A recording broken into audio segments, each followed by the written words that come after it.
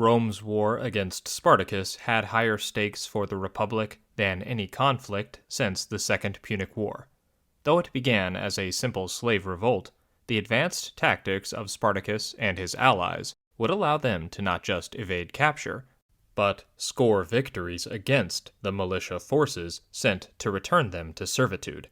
As the rebellion persisted, it looked more and more viable, allowing it to attract ever more enslaved people and to grow exponentially.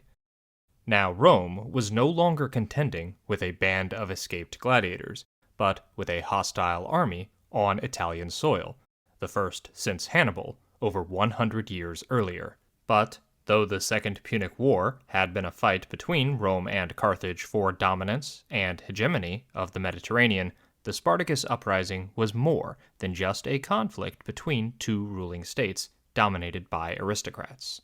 Spartacus's war for vengeance was also a quest for freedom, one that threatened to upend the very foundations of Roman ideology and the status quo of a society that was fundamentally centered around the exploitative economic arrangements made possible by slavery.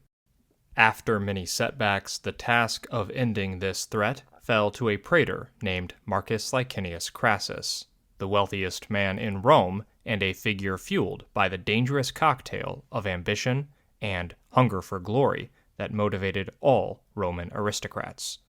Crassus would brutally and methodically put down Spartacus's uprising, crucifying 6,000 captives along the Appian Way as a warning to all the enslaved that freedom was too dangerous a dream. But, despite his success, Crassus would be denied the honor he felt he was due. Instead of receiving a celebratory triumph for eliminating this significant threat, not just to Rome, but to the Republic's very way of life, he was granted a mere ovation. A public spectacle, to be sure, but one that lacked the pomp and grandeur of a triumph. Crassus was forced to watch as his rival Pompey celebrated a triumph for his victory over Marian holdouts in Spain, the second such honor for a man that was approximately a decade his junior. Crassus never forgot this slight, and despite his political and financial success, the vaunted triumph would always elude him. Though elected consul, and later censor, he would chase the honor of a triumph that he felt would be the capstone of his career. He had more money than he would ever need. He hungered for glory. And it was this insatiable lust that led him to his doom, and a disaster that would kick off the final act in the long history of the Roman Republic. If you're enjoying this video, please do us a favor by liking, commenting, and subscribing. We're a small channel, and this is the only way to get the almighty YouTube algorithm to notice us. Furthermore, you can help Tribunate become more sustainable by becoming a member for as little as 99 cents a month. Thank you for all of your support. Though rich and influential, Crassus was beset by political hurdles at every turn, as the traditional aristocracy worked to isolate him and minimize his influence. Outmaneuvered again and again, he made what must have been an unthinkable sacrifice to secure a preeminent place in Roman politics. He joined with his arch-rival Pompey in an alliance that also included an ambitious patrician upstart by the name of Julius Caesar, that we today refer to as the First Triumvirate. Though far from the unified front it is often portrayed as, this coalition enabled its members to circumvent traditional senatorial power blocks and dominate the Republic's political and military apparatus. In 56 BCE, the members convened in Lucca to reaffirm the alliance. Each of them agreed to back the others as they leveraged their networks of clients and dependents to secure for Caesar an extension of his Gallic command, to position Pompey as governor of Spain, and to hand the governorship of Syria to Crassus. But this would be no idle period of civic administration. Everyone knew that Crassus intended to make war upon Rome's eastern neighbor, the mighty kingdom of Parthia. That Parthia posed no threat to Rome to warrant such aggression was hardly a factor in his decision. Crassus resolved to march into Parthia and carry off as much wealth and as many slaves as he could, not because he needed the money, or even to protect Rome, but because he wanted to magnify his own name and achieve glory that would outshine even the military success of Pompey and Caesar. It can hardly surprise us, then, that such an endeavor, oriented as it was around the vain conceit of a single man, was ill-conceived at nearly every level. With Rome already waging full-scale war in Gaul, there seems to have been a shortage of qualified staff officers for Crassus to draw from. However, Caesar would address this by dispatching Crassus's highly competent son Publius from his duties on the Gallic campaign alongside 1,000 elite cavalry drawn from the Gaulish nobility to the war effort. Furthermore, the soldiers Crassus was able to enlist were motivated not to defend their homes but chiefly by a desire for plunder, though they were not unlike their commander in this respect. It is said that no plan survives first contact with the enemy, but Crassus seems to have hardly had a plan. He spent his time in Syria more like a usurer than a general, not in taking an account of the arms and in improving the skills and discipline of his soldiers, but in computing the revenue of the cities, wasting many days in weighing by scale and balance the treasure that was in the temple of Hierapolis, issuing requisitions for levies of soldiers upon particular towns and kingdoms, and then again withdrawing them on payment of sums of money, by which he lost his credit and became despised. Emboldened by decades of political success and his astronomical wealth that could seemingly bend reality to his whims, Crassus trusted in his own genius and what he felt was the innate superiority of the Roman legions to secure victory. There was a prevailing belief that Eastern enemies were soft and would roll over under Roman might. Crassus mistook in entering on a Parthian war as an easy matter. He was eager, while Caesar was subduing the West, Gaul, Germany, and Britain, to advance for his part to the east and the Indian Sea by the conquest of Asia, to complete the incursions of Pompey and the attempts of Lucullus. Men of prudent temper and of unimpeachable worth, who, nevertheless, entertained the same projects as Crassus, and acted under the same convictions. This overconfidence meant that Crassus and his men never took the Parthians seriously, until it was far too late. His foray into Parthia began with some initial success, but started to unravel as soon as he pushed into the Parthian heartland.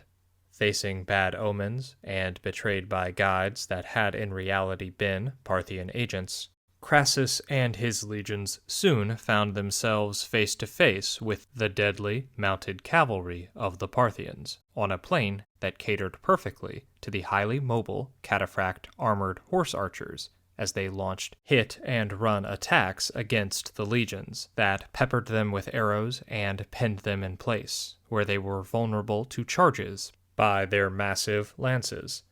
The Romans formed defensive squares, but were powerless to stop the onslaught of arrows that pierced even their sturdy shields. Every time a force broke formation to charge, the horsemen would melt away, and the vulnerable legionaries drowned in a sea of arrows, until not a man remained. Roman heavy infantry was accustomed to fighting in closed formation, and was thus entirely unprepared to address the mobile warfare of the Parthians. The Romans thought that the Parthians fought without honor. The Parthians thought that the Romans fought foolishly.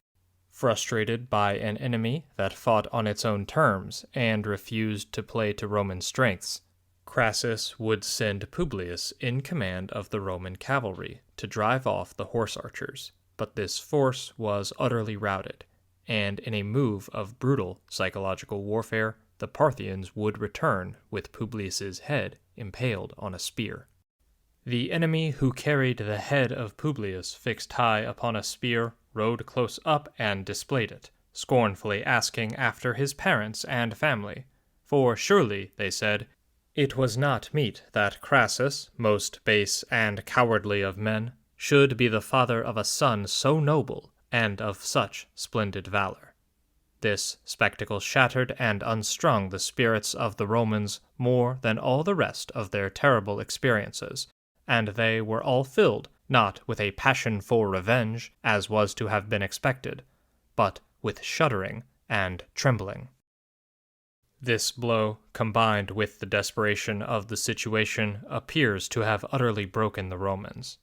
Crassus himself put on a brave show of stoic resolve, but his commands become conflicted and erratic. At nightfall, his subordinates issued the order to retreat, abandoning their wounded to their inevitable deaths at Parthian hands. The Roman army fragmented into countless smaller formations, but many of those still capable of marching made for the town of Carrhae. The next day, as Crassus set out for the safety of Syria, his withered contingent was again betrayed by their guide, who led them straight into Parthian hands. Though the Parthians promised he would be allowed to surrender in peace, Crassus was wary of a ruse, but his soldiers nearly mutinied until he agreed to speak with the Parthian delegation. With both sides distrustful of one another, these talks rapidly broke down.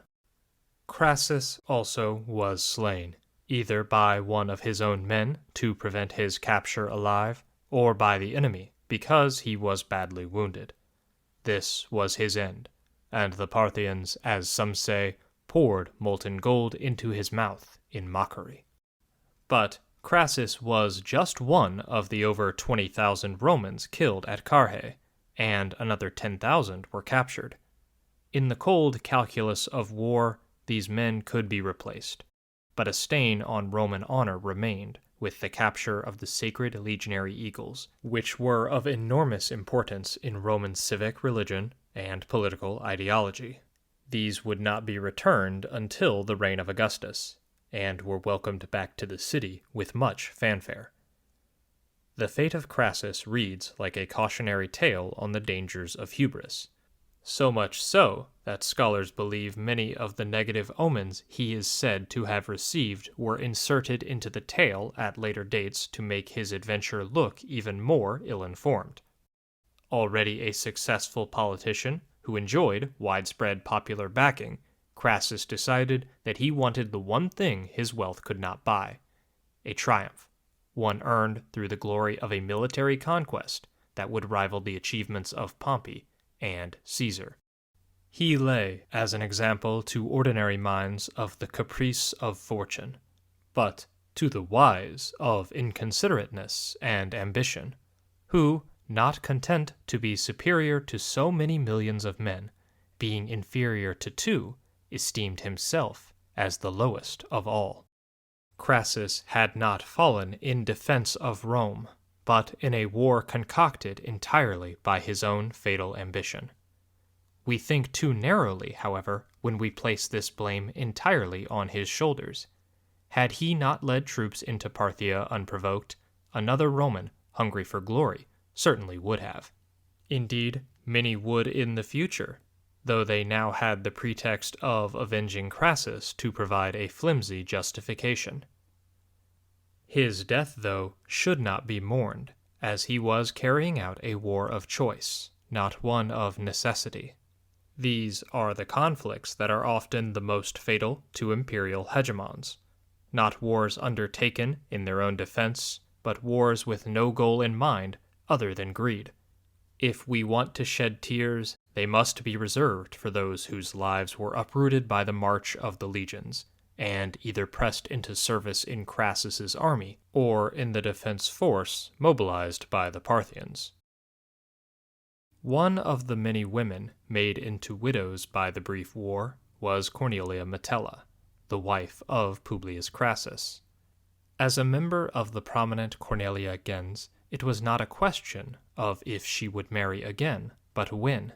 She was simply too valuable, and her father too influential as one of the leading voices in the anti-Caesar faction, for her to remain a widow. When she did remarry in 52, it sent shockwaves through Rome. Her second husband would be none other than Pompey, a move that marked his growing distance from Caesar and his willingness to align with the narrow clique of elite aristocrats whose stranglehold on the state he had once challenged alongside Crassus and Caesar. The Roman defeat at Carrhae may not have initially looked like much more than an embarrassing debacle that Rome could contain to the immediate region. Certainly, none would have predicted that it would fatally disrupt the Republic itself. But in removing Crassus from the equation, and thus destabilizing the Triumvirate, the tenuous balance between Pompey and Caesar collapsed, paving the way for the Republic's final civil war, and the birth of the empire.